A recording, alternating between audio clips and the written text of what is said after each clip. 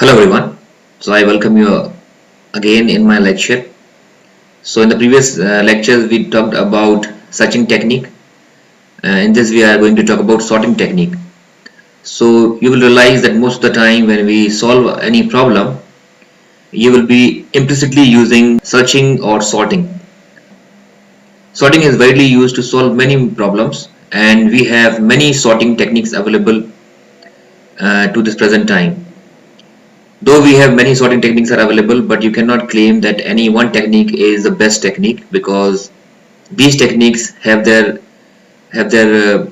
different uh, kind of advantages, and they are suitable in different scenarios.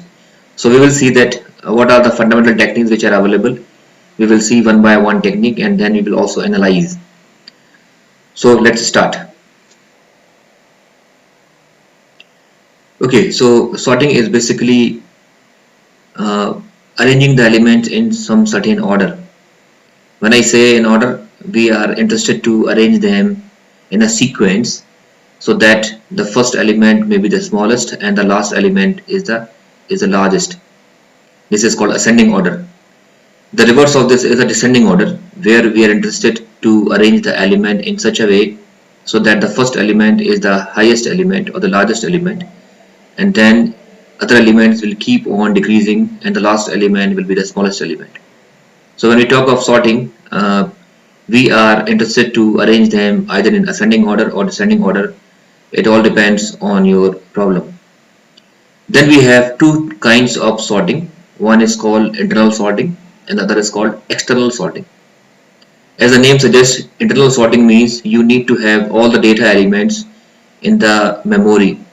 So this is normally applicable in a scenario when we have a small amount of data. So in the internal sorting, the sorting is done on the data which is entirely kept in the computer memory, that is the RAM. But if the data size is large, then we have to opt for other sorting technique, that is called external sorting. Here we are applying a sorting to the large amount of element, and these elements are basically stored in the data files, that is in the hard disk. So we have different approaches and techniques to deal to make our data sorted. We will first look to some basic techniques, and then we will be exploring more about these different techniques, and also we are analyzing it. So the very first technique that I would like to discuss with you is a selection sort. Now to name a few, you can see on the screen, I have just named some of the techniques. These are not all the techniques. You have a selection sort, bubble sort, insertion sort, quick sort, radix sort, tournament sort, tree sort, bucket sort. Likewise, there are many techniques are available there for sorting the data, and these different techniques are actually useful in different scenarios. So let us first make some foundations about sorting. We will go with the very fundamental techniques of sorting, so to have a base that how these techniques works. So we'll start with the selection sort. Okay, so the very first technique we're discussing is selection sort. So in this technique, basically we are identifying the smallest element in the first iteration and keeping it in the first position. So when I say I'm searching the smallest element from the given array and keeping in the first position, that means I am interested to make my order as ascending order. Similarly, if you're interested to get the descending order, then in place of searching the smallest element, you would be searching the highest element. So let us take in our example, we will be doing ascending order from small to large. So in this case, what we will do, in the first iteration, we will find the smallest element and place it in the first position. And then in the next iteration, we will work on the remaining array. So initially we have this array of this much size. In the second time, we work on this much size, and this is our new problem. And then again, we will search for the next smallest element, or you can say we will search the smallest element in this given array. So let us understand with this example. So we have given elements 23, 78, 45, 8, 32 and 56. So first we have to find the smallest element from the given array. The logic to find the smallest element is we assume that the first element is the smallest element, and then we compare this element with every other element of the array. The moment we find any element which is less than this element, then we start assuming that element as the smallest element, and we keep on working like this until we reach to the last position. When you reach to the last position, at that point the element which have been chosen as the smallest element is actually the smallest element from the given array. Now what does it mean? It means, let's say I assume that the minimum element is 23. Okay, then I will move. So first element we take it as the smallest element, and then I will move to the second position and I will compare that the second element is less than this or not. If it is not less than this, then we will move to the next element. Then we will check again that this element is less than the minimum or not. If it is not, you can move to the next position. Then we do the same process. Now here we find that this element is less than the min value. So in that case we will assign min equals to 8. Now what actually we are doing, we are actually storing the position. We have identified that this is the less element than than the previous minimum element, so we will assign this as a minimum element. But actually our interest is to save the position, that on which position this element is found out. So let's say the position is, this is 0, 1, 2, 3, 4 and 5. So actually we are noting here that we have find the position 3, or you can say that location, you can say location 3, we have find this value. Okay, then at this point of time our minimum value is 8, and now we will keep on doing the same process and we will check that the next value is the less than this or not. So we move here and we find that this value is not less than minimum. Okay, we will move to the next, then we will check that this value is not less than the minimum, and then our array ends here, so we'll stop. Now when you stop, at that point of time you have to check that what is the position where you find this minimum. So our position is actually third index. So at the third index we have find the minimum element, so we need to replace this with the first element of the array. So our array is this is the first element, so we are going to exchange this. So 8 will come here and 23 will come here. So this is our first iteration completed. Now we have to work with the second array.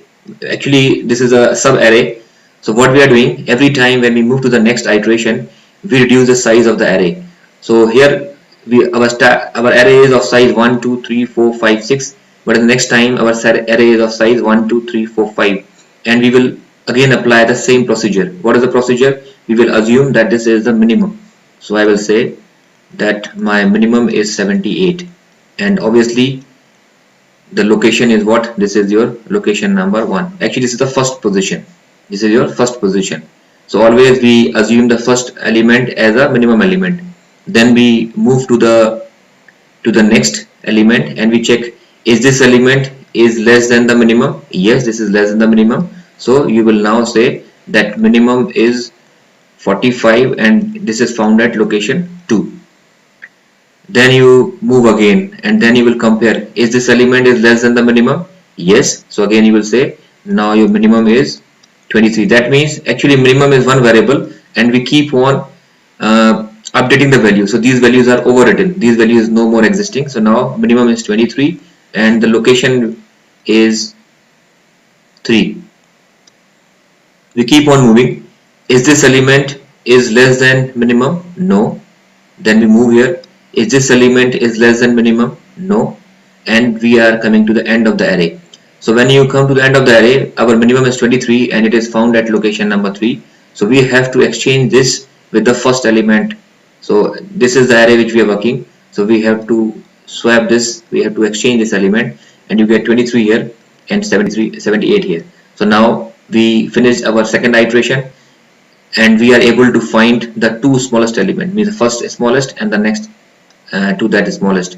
Now we will be working here, and we will apply the same rules again and again until we get the entire array sorted. So again we will do it quickly. This is our smallest element. We will compare with this. No, this is not small. Then we compare with this. Yes, this is small. So we will notice this location, and then we compare here. Is it small with this? No. And we swap 32 with 45, and you can see here it is swapped, and now we have 3 elements sorted. Again we will apply the same logic to this part. So we assume this is minimum. We compare with this. Yes, this is actually less, so we will note this location.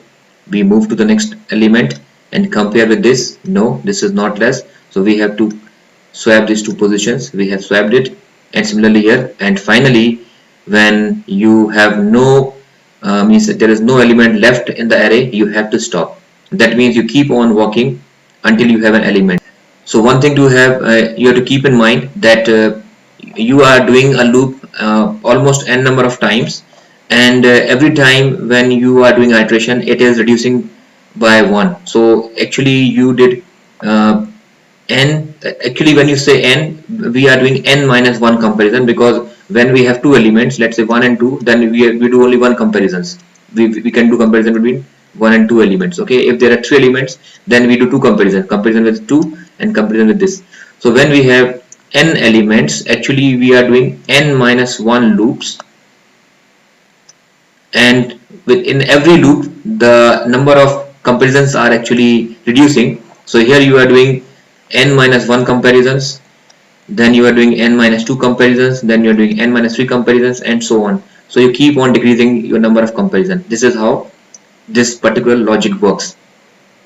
So now we have understood that how the selection sort is working. Now we will see how to represent this in the algorithmic form. So we will write an algorithm for this.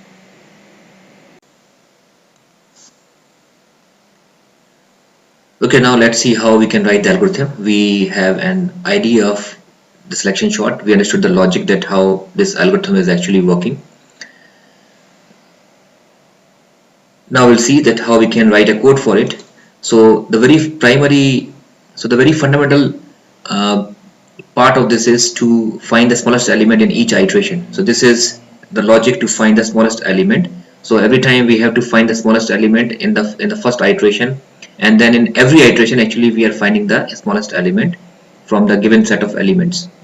So here what we are doing, here we will take one variable that can maintain the smallest value. So our first value is minimum. We assume that first value. So when I say k minus 1, so actually we are taking one variable that is k, which is actually running from 1 to the last element. So if this is an array of size n, it will go from 0, 1, 2, 3, 4, 5.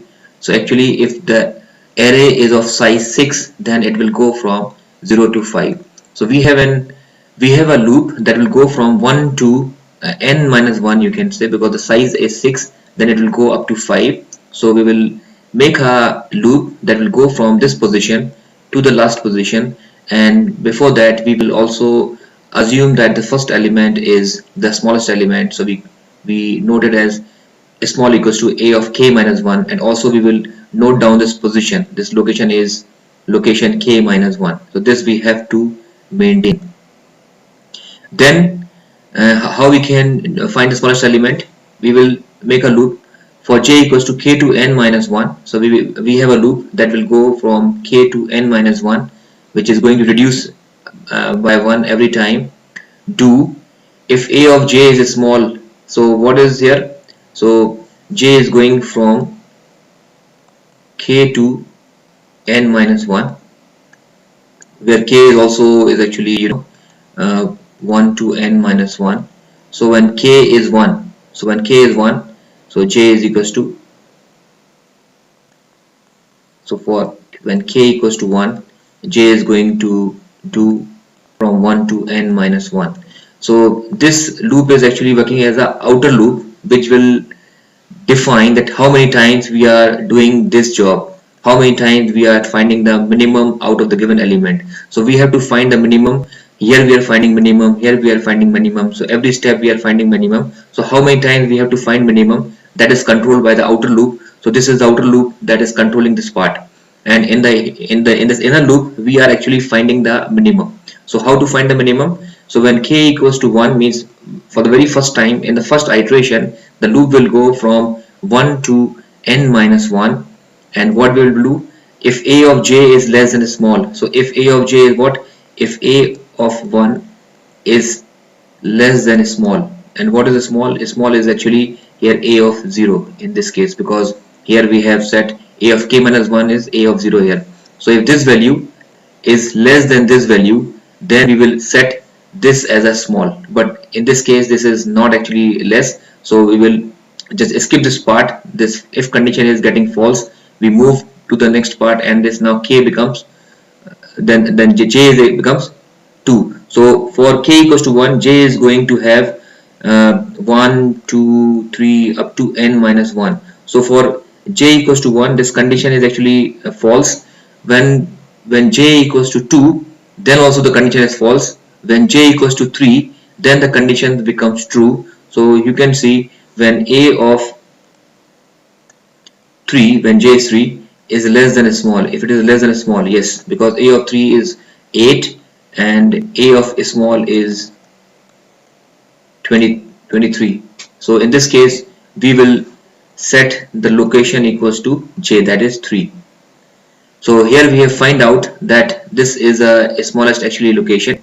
Actually we have to keep on searching with other elements, and then we find out that this is the smallest element. Then you have to swap this position with this position, that we will do in the entire logic. Now this logic is just to find which is the minimum element. We are not swapping here. So let us move to the entire logic, the complete algorithm.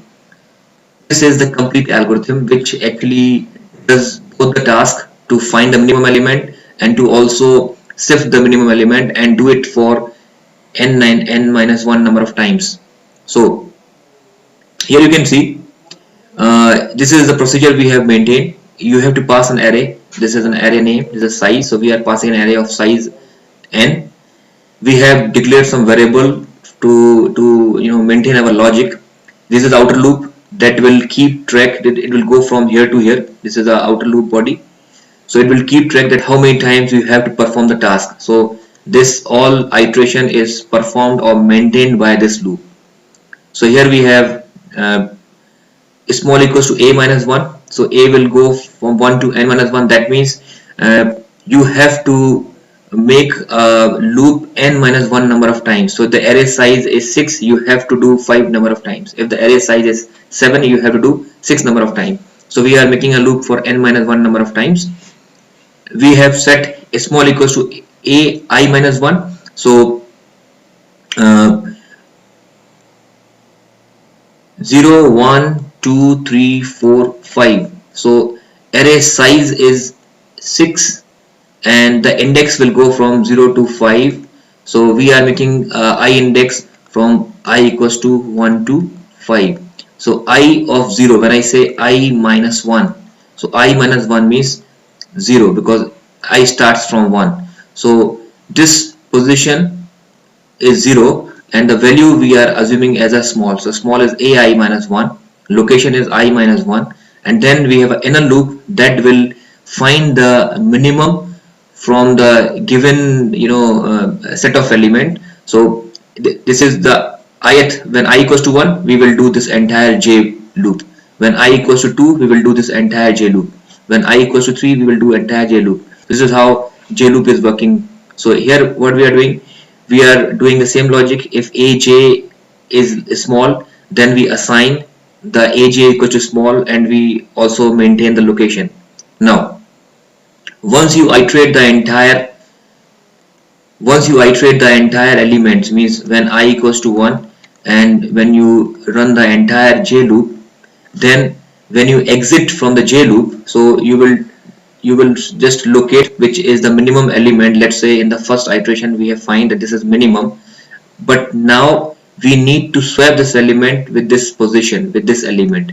So when you finish iteration for all the n minus 1 element, you come out of the loop and then you will go here, and if you say if the location is not equals to I minus 1, that means your location has been changed.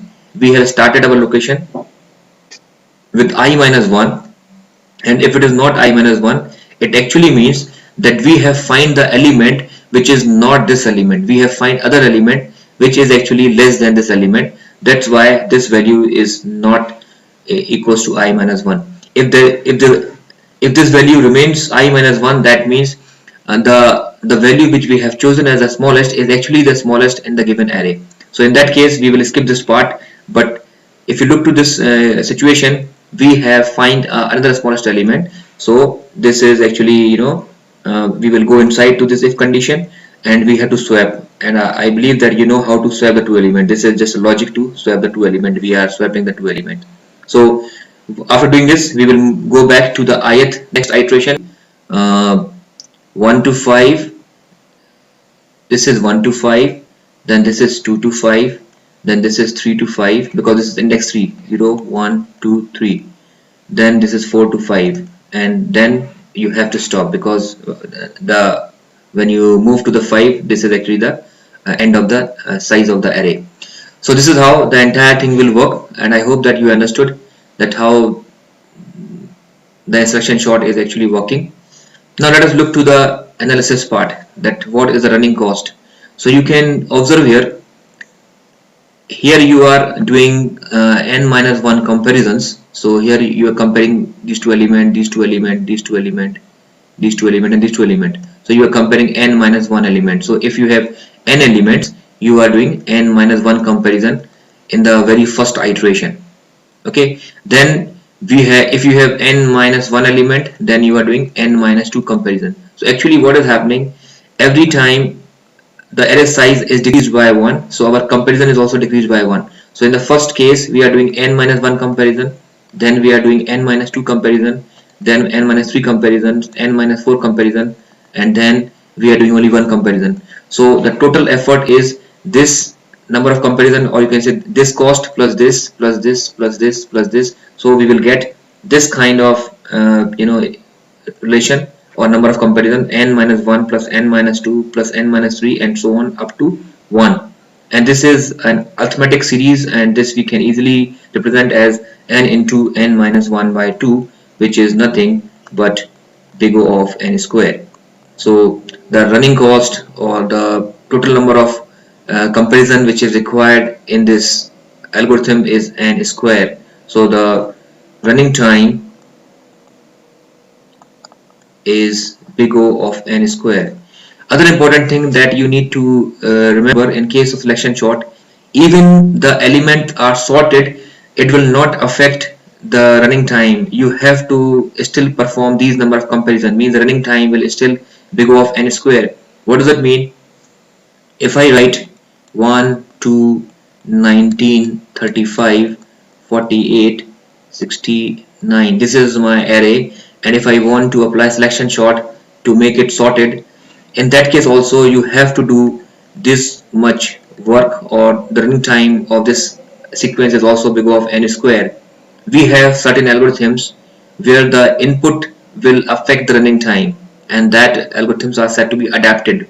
This algorithm is not adaptive in nature, because if you apply selection sort, you will realize that you have to compare, means if this is the first element, you have to keep on comparing with other element, and then you will find this is the smallest element, you keep it remaining here, then you move to the next iteration. In the next iteration you assume that 2 is the minimum element, and then you keep on comparing with the other element. That means either these elements are in sorted order or not sorted order, you have to apply the same procedure in all cases. So it will not affect the input, the means it will not getting affected by the nature of the input, so it is not adaptive in nature.